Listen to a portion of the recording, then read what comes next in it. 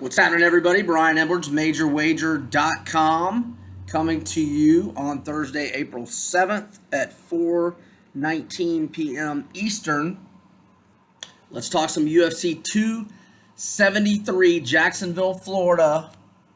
I will be there.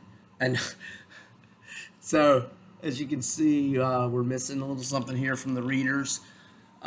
Stepped on them a couple days back.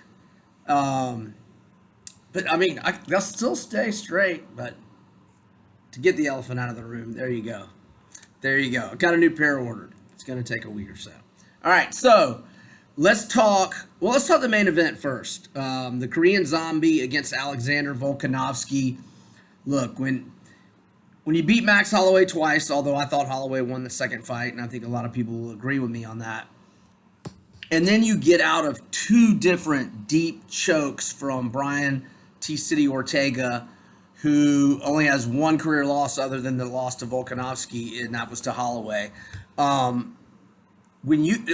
is one of the best Brazilian Jiu-Jitsu guys in all of the entire UFC roster, all weight classes. Okay, period.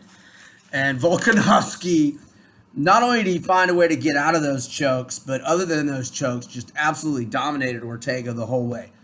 Volkanovski is going to win this fight 8 times out of 10, maybe 9. However, the Korean Zombie has got a puncher's chance against any human being that weighs 145 pounds the day before they fight. And that'll be the case here. And so the one underdog in the, two title fights at the top of the card, and then the People's main event, which we'll get to in a second, between Hazmat Bors Chimaev against Gilbert El Nino Burns. But in the main event, I'm going to go with Korean Zombie, just a little bit, not much. Don't risk much. He's actually plus 550 at BetMGM. Plus 525 at PointsBet, plus 500 at Bet Rivers, DraftKings, and Caesars. So you should be able to get at least plus 500, and I think it's worth a small wager on the Korean Zombie.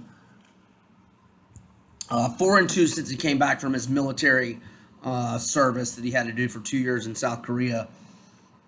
Chan Sung Jung, by the way, for those not betting on UFC much, if he's listed with a name rather than nickname, it's Chan Sung Jung, Jung.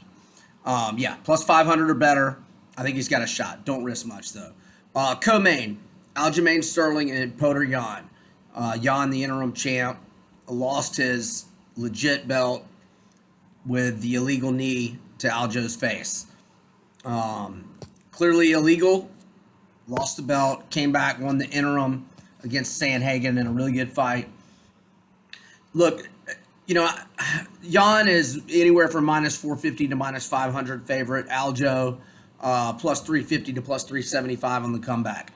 Look, I had Aljo in the first fight, so obviously I got one bad beat in my repertoire that I cannot complain about, because that was, a bad beat for those that had Yan. But what people forget about the fight is that, in the first 2 rounds, Aljo had a lot of success. I mean, you could probably make the argument. It'd be an argument.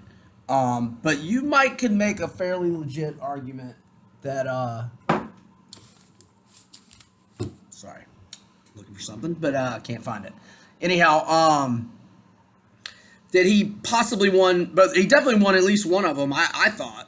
And I bet on him, so I was thinking it was maybe 2-0, but the tide really started to turn in round 3 toward Yan, kind of like the Sandhagen fight, where I thought Sandhagen clearly won round 1, round 2 was close, and then it was all Yan down the stretch.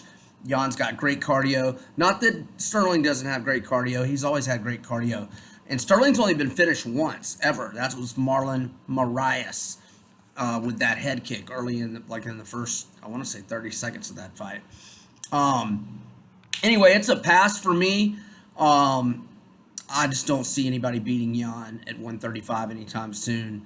And Sterling is coming off that really serious neck surgery and has been out for a while. So, but I'm not, look, I think The only things that I would maybe possibly do, very small plays.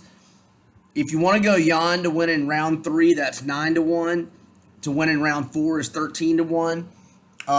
If had he not need Aljo, the illegal foul, he probably would have got him out of there in the 4th. Maybe not till the 5th. But I wouldn't be against those. Again, small change. But even just to take Jan inside the distance, and again, Sterling's only been finished once, that's even big minus money. So that fight doesn't appeal to me. So let's go to the people's main event, in my opinion. That's Burns and Chimaev.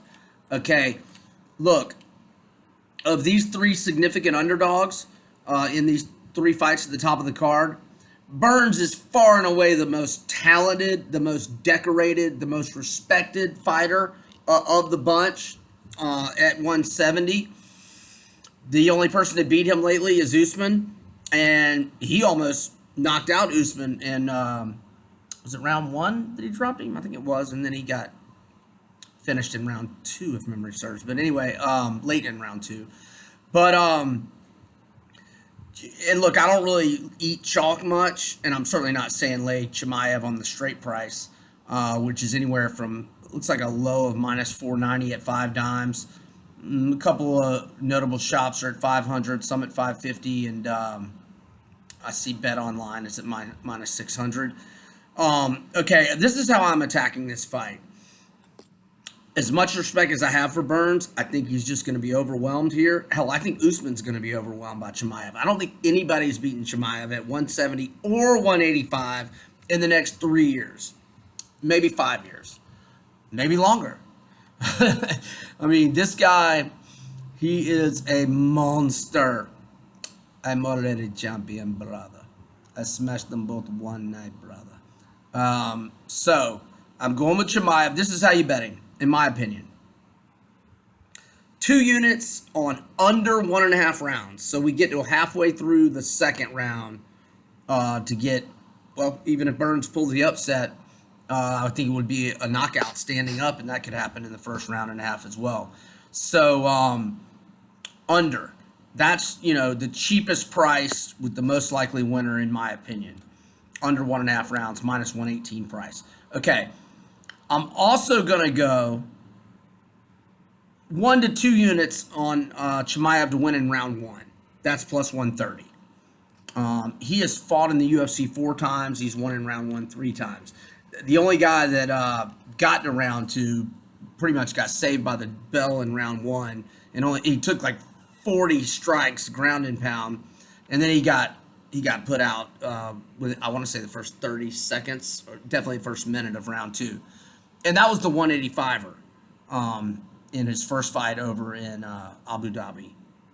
Those were in Abu Dhabi, not Jacksonville, right? I think so. Like at the start of the pandemic. But anywho, so Chimaev to win in round 1. Burns could get to round 2.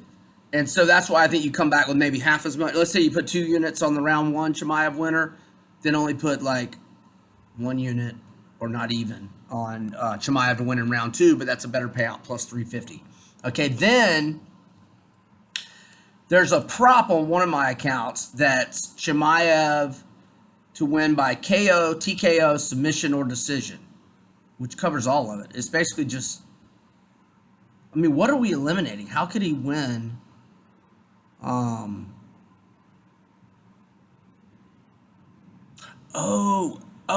I'm sorry.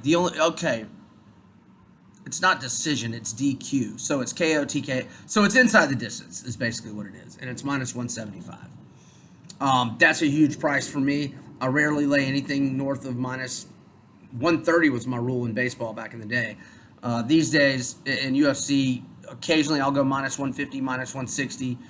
I never go more than minus 175. I will do it only on account of Chimaev, and let's keep that small, because to win 1 unit, you got to risk 1.75. So basically 2 units on under 1.5 rounds. I said minus 118 last time. I was looking at a different fight. It's minus 106 on the under for Chimaev Burns. At least 2 units on that, maybe 3. 1 or 2 units on Chimaev round 1 to win by plus 130 payout. Round 2, let's go half of whatever you risk on the round 1 prop. So if you risk 1 unit, go a half unit. Round 2 plus 350, and then it's basically inside the distance or a prop, KO, TKO, submission, or DQ, not decision. It covers everything unless he wins by decision or Burns wins, and that's minus 175. So that's how much I believe in Chimaev. I think now if he wins a decision or wins in round 3, we're screwed, or even late in round 2. But basically, we're pushing some chips in that he wins by midway through the second round. And as long as that happens, we get the round 2 prop and the under, and we would win for the night. Yeah. Okay, the only other fight, and actually, let me take that back. I was about to say the only other fight I have. The only fight I have a bet on right now that I'll commit to is the heavyweight clash between Alexei the Boa Constrictor Olenek and Jared Vanderaa. And that bet is the under 1.5 rounds. That was the one at the minus 118 price. They're heavyweights. Olenek's taken a beating in his last, handful of fights, and he's in his mid 40s. He's a great. Now he can win this fight by submission, but and he's got a good chin. But man, heavyweights, no matter how good your chin is, you take too many shots, you're done. So I'm not against Vanderaa to win inside the distance at plus 135, but the under is my main play. Okay, there's several other fights I might have plays on. Check my Twitter at Vegas B Edwards, and tomorrow the weigh-ins. I'll be very interested in how the weigh-ins come out for Aspen Ladd and Raquel Pennington. Pennington's a minus 190 favorite. Aspen Ladd's plus 155. Okay, both of these ladies have had weight cut issues in the past. This fight, or I'm assuming it's still, I know Rocky is Raquel Pennington's nickname. Let me make sure. Yeah, it is at bantamweight, so 135. So I got to see how these girls do with their weight cuts. Aspen Ladd has had some incredibly difficult weight cuts. Pennington missed weight not too terribly far back, and her last fight was at featherweight. She went up to 145. Now, and she took this fight on short notice, like in the last, I want to say 2 weeks.